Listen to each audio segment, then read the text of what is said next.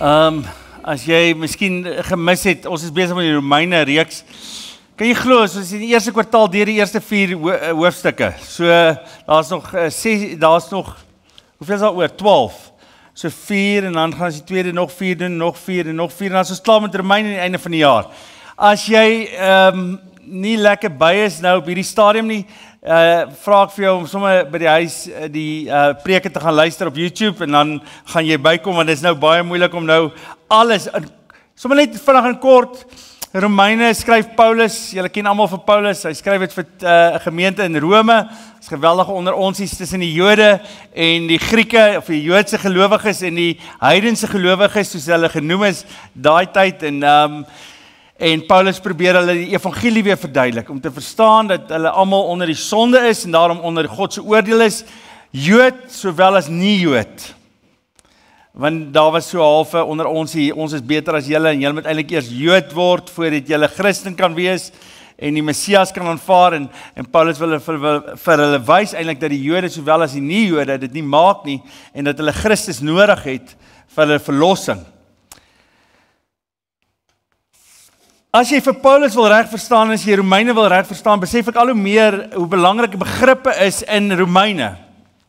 En baie mense wat Romeine lees dit en hulle lees oor sekere begrippe, en omdat hulle oor sekere begrippe lees, verstaan hulle nie wat Paulus probeer sê nie, want wat ons doen baie keer met die Bybel, ek weet nie of julle dit al gedoen het nie, ons probeer die woorde, en dis hoekom vertaling baie keer moeilik is, en dis hoekom ek al hoe minder krities is oor vertalings, want 'n vertaling is 'n baie moeilike ding as jy dit uit die Grieks wil vertaal Afrikaans toe. En baie keer sal mense en ek was ook al hier baie krities oor sekere vertalings, want ek dink hulle vertaal sekere woorde uit, maar dit is bitter moeilik om te vertaal van Grieks af na byvoorbeeld Afrikaans toe. En daarom baie keer as jy die woorde hoor, dan probeer jy dit 'n konsep vir jouself uitmaak wat jy verstaan hoe dit nou is en in die hedendaagse taal, Neil. En wat interessant is daarvan, 'n tweede ding wat interessant is, ons hoor hierdie woorde elke liewe Sondag. Of elke keer as jy stilte tyd hou, lees jy die Bybel en jy hoor konsepte en omdat jy gewoond raak aan hierdie konsepte of hierdie woorde wat gebruik word, verloor dit hulle betekenis. En raak het amper soos iemand een keer geskryf het, Christianese wat ons praat. Ons gebruik sekere woorde, maar ons weet self nie eers meer wat daai woorde beteken nie. So ek wil vanoggend 'n bietjie daarin delf, en spesifiek in Romeine 4 vers 13, dis my gedeelte, Romeine 4 vers 13. So kom ons lees hierdie gedeelte, en as jy hom klaar gelees het, gaan jy dink by jouself, wat gaan hier aan? So kom ons probeer dit. Het julle Romeine 4 vers 13 oop? Hy probeer hier net vinnig agtergrond, net vinnig die konteks gou weer. Hier praat hy spesifiek met die Jode, en hy wil vir hulle verduidelik dat eintlik hulle nog altyd deur geloof gered is. Nooit deur die wet nie. En hy gaan terug na die aardsvader Abraham toe, wat die vader sê hy van alle gelowiges is, om hierdie punt te wys vir die Jode eintlik. Hy probeer eintlik 'n punt maak vir die Jode om te sê, julle het dit nie meer besef nie, maar julle was nog altyd deur geloof geregverdig gemaak, nie deur die wet nie. En so hier in hierdie teksgedeelte gaan hy dit nou verder uitbrei. Kom ons lees dit. Dit is trouens nie omdat Abraham die wet van Moses onderhou het, dat aan hom en sy nageslag die belofte gegee is, dat hy die wêreld as besitting sal ontvang nie, maar omdat hy vrygespreek is deurdat hy geglo het. As mense deur wetsonderhouding deelgenote van die belofte sou kon word, sou die geloof sy betekenis verloor het en die belofte sy krag. Die wet bring juis die straf van God, want waar daar nie 'n wet is nie, is daar ook nie 'n oortreding van die wet nie. Daarom het die belofte deur die geloof en dis uit genade tot Abraham gekom, sodat dit van krag sou bly vir sy hele nageslag. En sy nageslag is nie net die wat die wet ontvang het nie, maar ook die wat glo soos Abraham geglo het. Hy is immers die vader van ons almal, soos daar geskrywe staan, ek het jou die vader van baie nasies gemaak. Wat is Paulus se punt hier? Ons is almal kinders van Abraham. Ons is almal kinders. Hy wil vir die Jode sê, sorry Jode, almal wat in geloof glo en geloof leef, is kinders van Abraham. Dit is hy, vers 17, die tweede gedeelte. Hy het immers die Vader van ons almal, soos daar geskrywe staan, ek het jou die Vader van baie nasies gemaak. Dit is hy in die oë van God, in wie hy geglo het. God wat dooies lewend maak en dinge wat nie bestaan tot stand bring deur sy woord. Toe daar geen hoop meer was, nie het Abraham nog gehoop en geglo, en so die vader van baie nasies geword volgens die belofte. So sal jou nageslag wees. Al was hy so wat 100 jaar en al het hy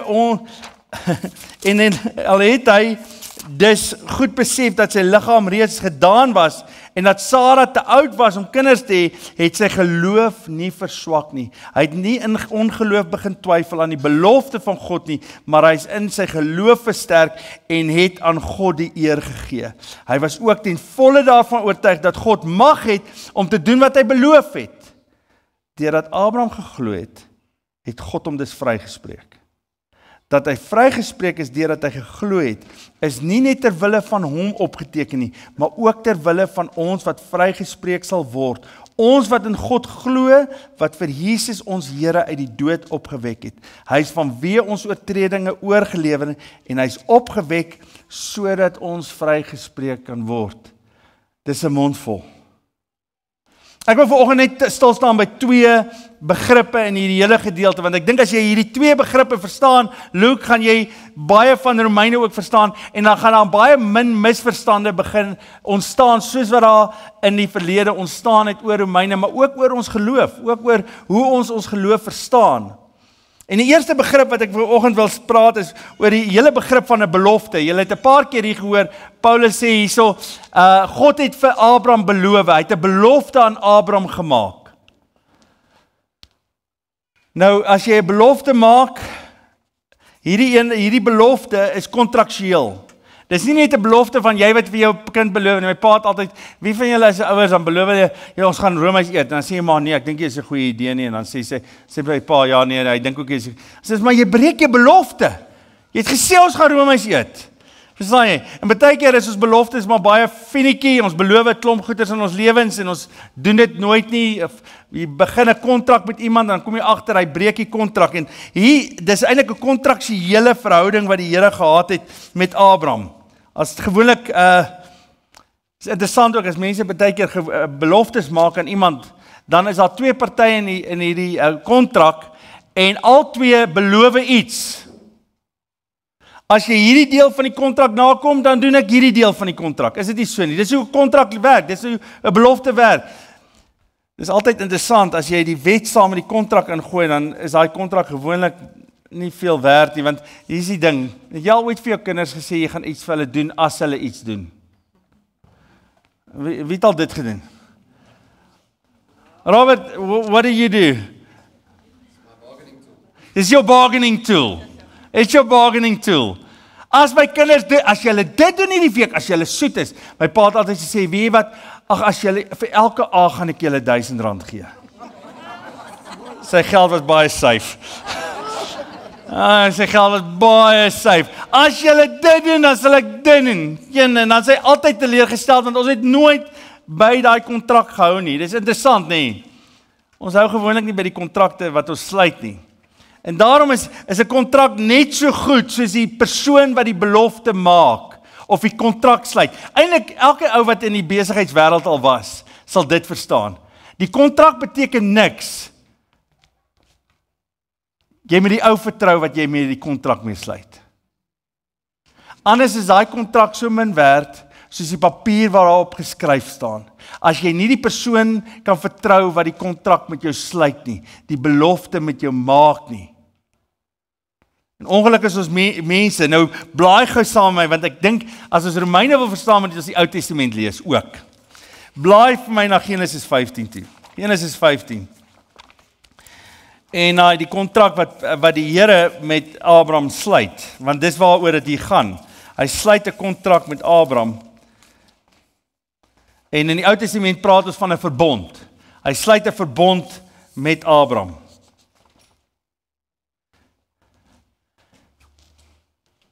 Hy praat hierso weer, kom ons lees net die gedeelte, sê jy omgee as ek die gedeelte lees, want dit is belangrik dat ons dit verstaan hierdie gedeelte.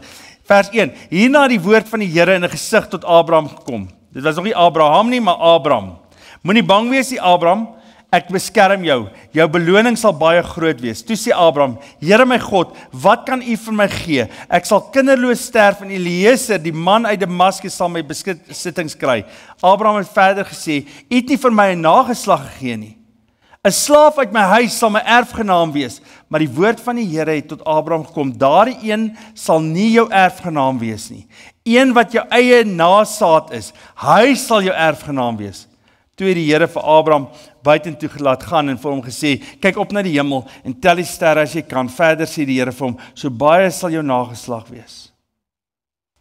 Abram het toe in die Here geglo. En die Here het dit goed gevind dat Abram so volgens die wil van die Here handel. Hy vertaling sê eintlik, en God counted it as righteousness. Dis waarvan Paulus praat. En die Here het dit gesien as regverdigheid in Abram. Hy het vir Abram gesê, ek is die Here wat jou uit Ur van die Galdeërs laat wegtrek het om hierdie land aan jou te gee as jou besitting. Maar Abram vra, hoe sal ek weet dat ek dit in besit sal neem, Here my God? Toe beveel die Here hom, bring vir my 'n vers, 'n bok, 'n skaapram, almal 3 jaar oud, en 'n tortelduif en 'n jong duif. Abram het dit alles vir die Here gebring en dit middeldeur gesny. Hy het elke helfte teenoor die ander helfte neergesit. Die voëls het hy nie verdeel nie. Die roofvoëls het op die karkasse begin toesak, maar Abram het hulle weggejaag. Net gou hierso volgende. Hierdie beeld moet jy mooi verstaan. Dis die verbond wat hy gesluit het. Hy sny die karkasse in die middel en ons het dit al gepraat en ek het dit al verduidelik, maar as jy dit nie daar was nie, dan is dit 'n goeie beeld om weer te hê. Hulle sny die karkasse letterlik in die middel deur. En dan skuif hulle dit so dat dit 'n pad vorm waardeur die twee partye kan loop wat die verbond sluit met mekaar. En die verbond is 'n bloedverbond en dis 'n kwaai verbond en weer eens as jy een wat daardeur loop en hy breek die verbond, dan sal met hom gebeur wat met hierdie karkasse gebeur het. Dis 'n kwaai ene. Wil jy? Dit wil sê dieselfde sal met hom gebeur wat met die karkasse gebeur. Wat hier staan, hy sal sy lewe verloor. En dan jaag hy het weg, vers 12. Teen sononder het 'n diep slaap Abraham oorval. Angs en 'n groot donkerte het hom oorweldig. Dis interessant gou hierso. Dis interessant, ons raak altyd aan die slaap. En ons kan wie nog aan die slaap geraak? Die verbond gesluit is. Die verbond gesluit is, wie aan die slaap geraak? Die disippels. Jesus is besig om die verbond te sluit met die Vader. Here, as dit kan, sal hierdie beker by my verbygaan. Waar is die disippels? Hulle raak in die slaap. Toe sê die Here vir Abraham, weet beslis dat jou nageslag vreemdelinge sal wees in die land wat nie aan hulle behoort nie. Daar sal hulle slawe wees en onderdruk word vir 400 jaar, maar ek sal hierdie nasie straf wat van jou nageslag slawe maak, en dan sal hulle met hulle besittings wegtrek. Jy sal in vrede sterf en op jou hoë ouderdom begrawe word. Die 4de geslag sal na jou sal hiernatoe terugkom, dan eers sal die ongeregtigheid van die Amoriete sy volle bereik het. Toe die son ondergang het dit donker was, gaan daar skielik 'n oond wat rook en fakkel wat brand tussen die stukke vleis deur. Op daardie dag het die Here 'n verbond gesluit met Abraham en vir hom gesê, aan jou nageslag gee ek hierdie land van Egipte spruit tot in die Efraat, die groot rivier, die land van die Kenite, Kenisiete en die Kadmoniete, die Hittiete en die Ferisiete en die Parasiete en die Muskiete. Dis 'n ou joke, maar dit is altyd vir my lekker. Julle was daar nie by nie. Ek sien die helfte van julle lag en die helfte julle het aan die slaap geraak.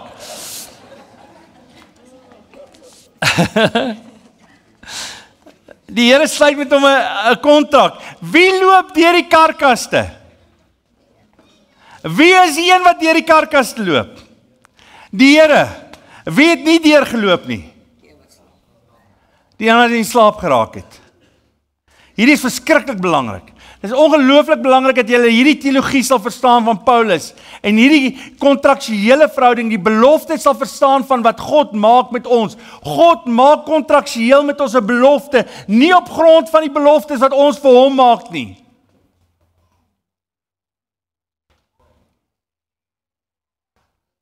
maar slegs op die kontrak wat hy sluit met homself en sy naam.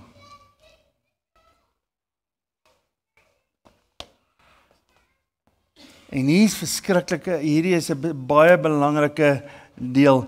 Hy maak die kontrak met hom voor hy die wet met Israel sluit. Hoe lank na hierdie kontrak kom die wet eers? Het jy gehoor daar's geen T's en C's in die belofte nie? Het jy Abraham se lewe al gelees na hierdie kontrak wat hy gesluit het met God? Abraham was nie die geloofsheld wat ons dink hy was nie. Geloof ja in die belofte van God, maar in sy lewe dan dink jy jouself, Abraham, waar is jy? En God maak hierdie belofte op grond van wat hy sê, en die wet kom eintlik eers 430 jaar na die belofte. Interessant genoeg, baie mense mis dit. Is Israel bevry omdat hulle die wet onderhou het, toe hulle in Egipte was? Dis dieselfde konsep. Wanneer hulle die wet gekry? Na die bevryding. Hulle is eers bevry, en toe is hulle in die wet, en toe is hulle in die woestyn, en toe gee God die wet. Want as niks wat hulle gedoen het, wat hulle bevryding bewerkstellig het nie. In feite, God kon hulle laat doodgaan het in die woestyn, as dit gefestig was op die wet wat hy gemaak het, maar hy het dit nie op die wet gebou nie, hy het dit op die belofte wat hy met homself gemaak het hy die verbond gesluit, en daarom het die wet nie inspraak in ons verlossing nie. Want die wet bring straf.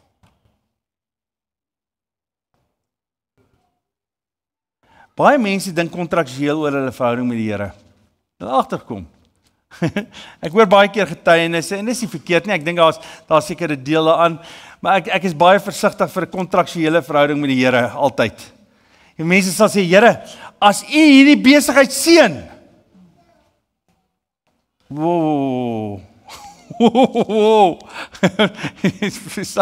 jy weet, Here, het U nie al reeds my geseën nie? Dis die eerste vraag wat jy vra. Die oomblik as jy 'n kontrak probeer maak met die Here, moet jy altyd vir jouself vra, wat wil jy van die Here eintlik hê in hierdie kontrak? Wat hy nie al reeds gegee het nie.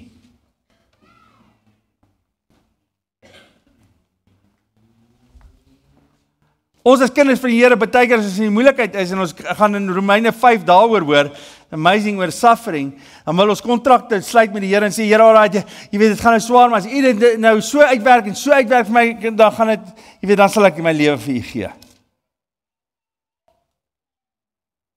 Ek dink nie dan besef jy die kontrak wat die Here met jou gesluit en die belofte wat hy vir jou gegee het nie. As jy dink jy moet 'n kontrak sluit en as jy sekere goeders doen, dan gaan die Here verlossing vir jou bring. Nee, verlossing kom net uit die verstaan dat ek glo in wie God is.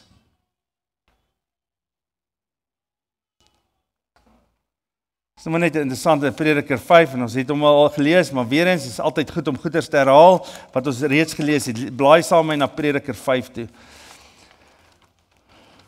En hy sê op die bord, ek dink hy is op die bord. Moenie te gou praat nie. Moenie 'n haastige belofte aan God maak nie, want hy is in die hemel en jy op die aarde, laat jou woorde daarom min wees. Vers 3, as jy aan God 'n gelofte gedoen het, moet jy nie versuim om dit te betaal nie. Hy hou nie van ligsinnige mense nie, want jy beloof wat jy beloof het, moet jy betaal.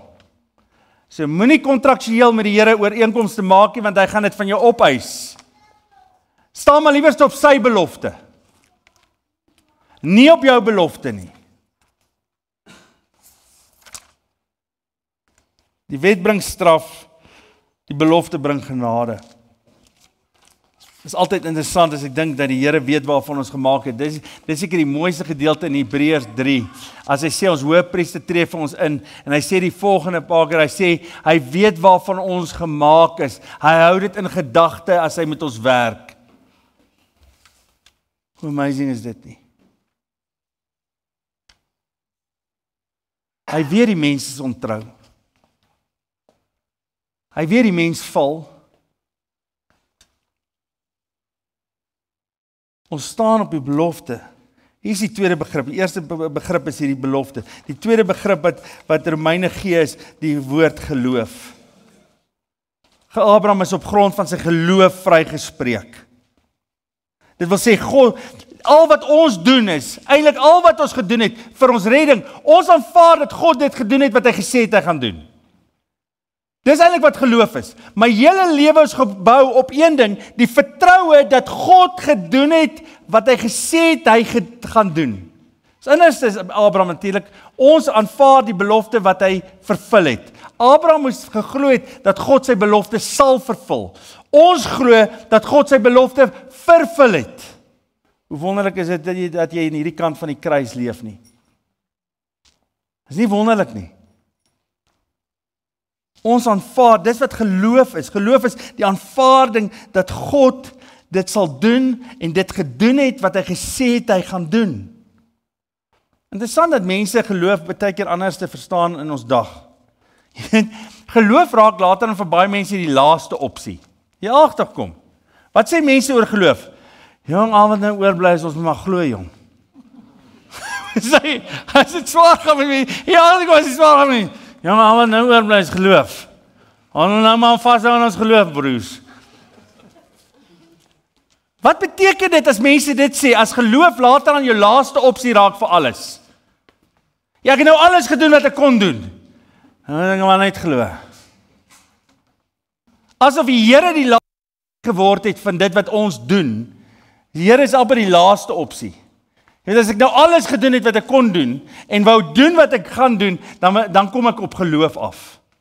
Dit was nie so met Abraham nie. Abraham het sy geloof in God geplaas vir sy hele lewe. En geloof vir baie mense is 'n irrasionele besluit. Dis 'n irrasionele besluit. Ek glo God bestaan, hier is die ding. Geloof is nie 'n irrasionele besluit nie. Ongelukkig het die ateïsme die laaste 20 jaar ons vir ons duidelik gemaak dat geloof as ouens wat nie rasioneel is nie, jy weet Hendrik, hulle glo. Dit is all else fails, maar ons het so opgetree ook. All else fails, dan glo ons maar daar's 'n God. En dis al wat ons glo eintlik. Ons glo nie daar's 'n God. Ons glo nie in wat hy gesê het nie. Ons verstaan nie wat hy gedoen het nie. Ons glo maar net. Daar's 'n God. Dis nie die geloof wat red nie. Dis nie die geloof wat red nie. Ek glo omdat ek rasioneel besluit neem op dit wat die evidence vir my sê. Luister gou hierso hoe Paulus se Abraham se geloof gewerk het. Vers 16, hoor nou mooi hierso.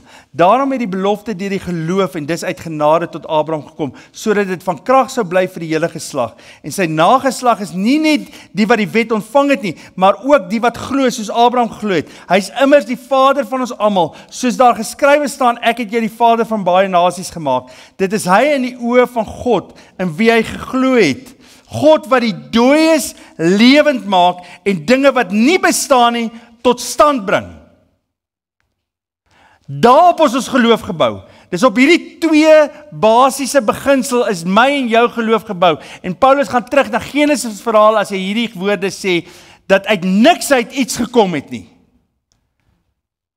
Dis hoekom ons in God glo.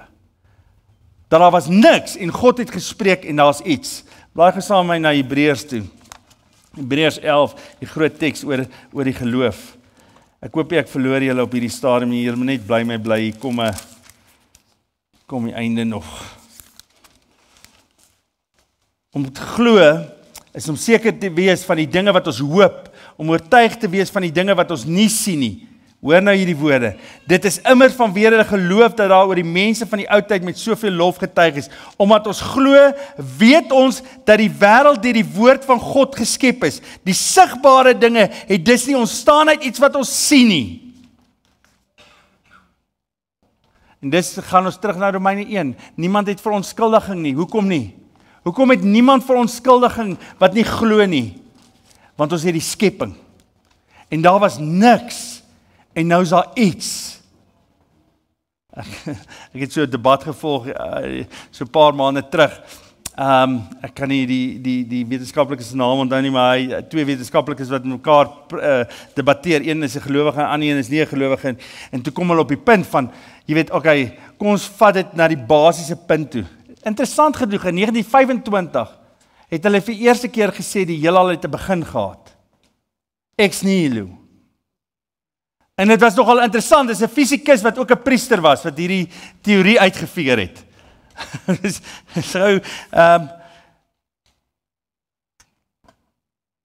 Georges Lemaitre, ek hoop ek spreek dit reg uit. Die fisikus Georges Lemaitre hy was 'n priester en 'n fisikus. En hy het agterkom daar is 'n begin en dis waar ouens maak hom maar net toe daar. Dis waar Hubble ook uitgekom het by die punt van die Big Bang. Onthou jy die Big Bang? Dis die teorie daar was niks en toe is daar iets en hierdie geloof, hierdie verstaan van die heelal. Nou jy moet baie geloof hê. En soos iemand eendag gesê het, jy weet, dis een ding van die ateïste, hulle soek net een wonderwerk. Die enigste wonderwerk wat hulle soek is, daar was niks en toe is daar iets. En dan kan jy enigiets bou daarna. Ons geloof is gebou op 'n God wat niks iets gemaak het. En Abraham se geloof was gebou op hierdie verstaan, dat God uit niks uit iets bou nie. Ek het iets oorgeslaan wat ek wil noem net vandag. Geloof soek na begrip. Geloof soek na begrip. 'n Verstaan kom eers vanuit jou geloof uit. Baie keer wil mense sonder geloof begrip in God hê. Dit werk ongelukkig nie so nie. Dit werk andersom. God openbaar hom aan die wat hom glo en dit wat sy belofte sê. En dan openbaar hy hom en dan groei jou geloof. Want jy sien God vir die eerste keer.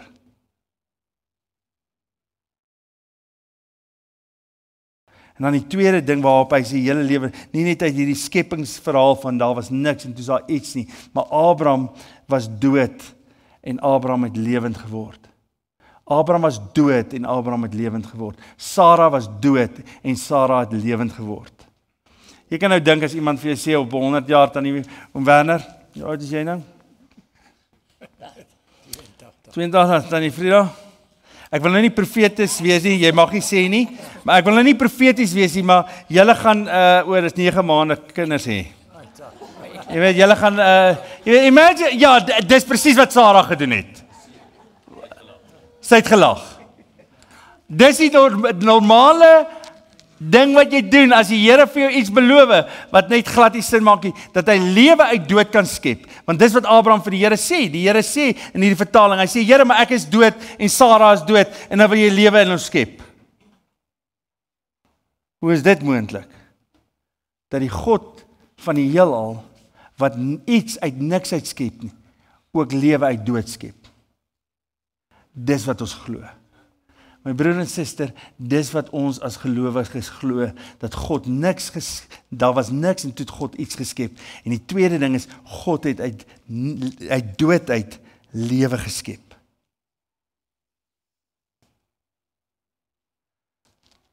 Interessant genoeg.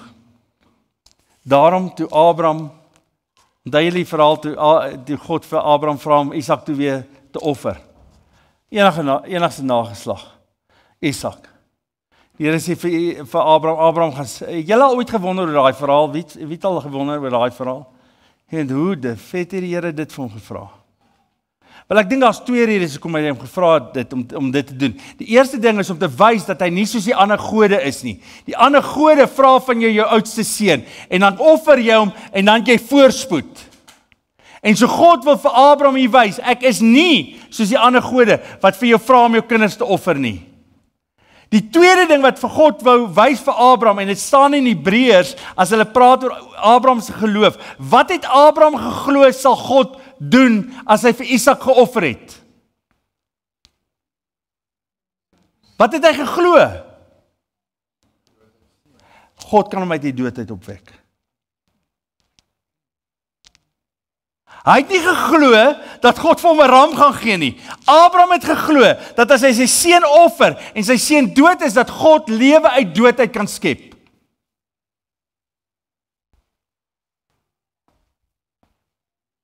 En daarom vanoggend, wat sê dit vir ons?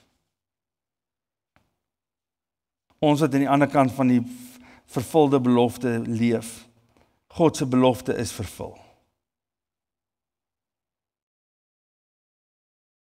Daar's meer bewys as ooit van tevore dat God uit die dood uit opgestaan het, dat hy Christus, sy seun uit die dood uit opgewek het, dat God nog steeds uit dood uit lewe skep. En elkeen van julle se getuienis is die volgende, dat ek dood was en God het my lewend gemaak. Dit behoort die getuienis van elke gelowige te wees. Nie dat ek in die eerste plek Jesus aanvaar het as my verlosser nie, maar dat Jesus my dooie liggaam, my dooie gees laat opstaan het in die lewe. Dis my getuienis.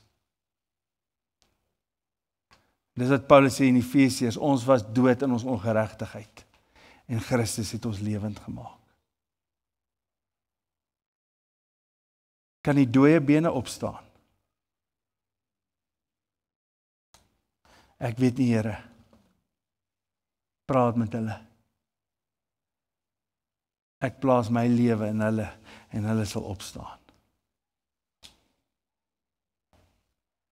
Daarom, my broer en my suster, as ons dink aan God se beloftes, dan hou ons vas in hierdie belofte, want die waarmaking van God se beloftes is in Christus Jesus. Hier is die interessante ding ook, baie mense sal sê, jy weet, ek herinner God aan sy beloftes. Dis 'n Ou Testamentiese manier. Julle het dit geweet. Jy weet, ek herinner God aan sy beloftes. Jy hoef nie meer te herinner nie. Al sy beloftes is waar vervul. Aan die kruis. En dit is waar gemaak waar in die opstanding.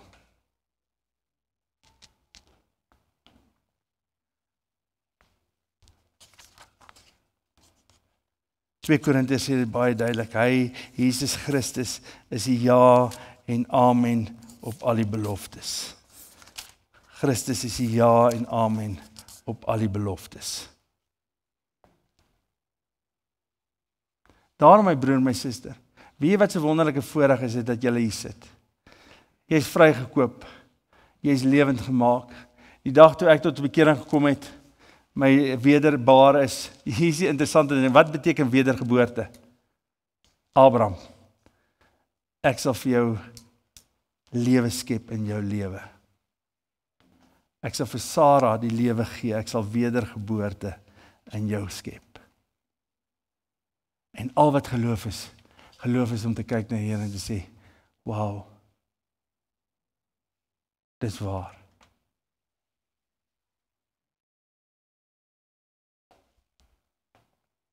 Dis waar. God, wat uit niks die heelal geskep het nie, het in my gees, het in my sy gees geplaas. Hoor gou mooi, God wat uit niks die heelal geskep het in my sy gees geplaas. Die opstanding in die lewe. Het jy enigiets te doen met God se beloftes? Gaan ons eendag voor die Here staan en sê, Here, was my geloof nie wonderlik nie. Ja, ek het hom geglo. Jy weet, ons kerk dink ons baie keer in trappe van gelyking van geloof. Hy het 'n groot geloof. Ja, Jesus, jy moet sy geloof sien. Nee, Abraham se geloof is net die God wat ek aanbid. Wow. Amen. Here Jesus, wat 'n wonderlike voorreg om vrygekoop te wees. Nie op grond van wat ons gedoen het nie, maar op grond van u belofte wat u gemaak het. Voor die grondlegging van die aarde, voor die grondlegging van die aarde was die lam daar. Dankie dat u 'n belofte gemaak het en dankie dat u belofte waar is en dankie dat ons in hierdie oggend kan staan op u belofte. As ons kyk na onsself, Vader, dan is daar nie veel van die belofte nie. Partykeer as ons kyk na ons eie lewe en ons eie gevallendheid, dan voel ons nie dat die belofte waar is nie, maar Vader, dankie dat u belofte waar is al op grond van wat u gedoen het aan die kruis, nie op grond van wat ek doen nie. En daarom, Here, wil ek net vashou in u in hierdie oggend. En hou my vas. Hou my vas. Hou ons vas. want U is die waarmaker van U beloftes. En U sal ons nooit begewe en ons nooit verlaat nie. Dankie dat ons nie op grond van die wet gered is nie, maar op grond van hierdie wonderlike belofte wat U vervul het aan die kruis, dat U die dood oorwin het. U het uit niks uit in my lewe voortgebring. Ons wat dood was in ons oortredings, het U lewend gemaak. Ons was blind en nou sien ons. Loof die naam van die Here. Amen.